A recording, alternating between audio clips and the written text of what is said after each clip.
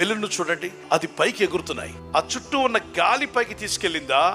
ఆ బెలూన్లో గాలి ఊదినోడు లేకపోతే గ్యాస్ కొట్టినవాడు పైకి తీసుకెళ్తున్నాడా, లేదా బెలూన్ లోపల ఉన్న హీలియం పైకి తీసుకెళ్తుందా? దాని లోపల ఉన్నది దాన్ని పైకి తీసుకువెళ్ళింది.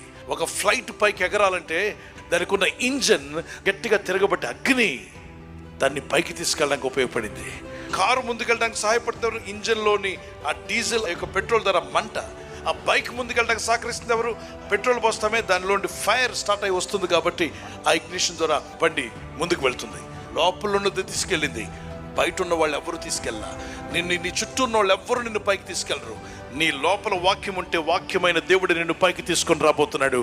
వాక్యం అనే దేవుని అగ్ని, పరిశుద్ధాత్మ అనే అగ్ని, ప్రార్థన అనే అగ్ని, ఈ 3 అగ్నిలు మీ జీవితాల్లో ఉంటే మిమ్మల్ని ఎవడు ఆపలేడు. అన్ని రంగాల్లో పరిశుద్ధాత్ముడు మిమ్మల్ని దూసుకుని పోయి అనుభవంలోకి నడిపించును గాక.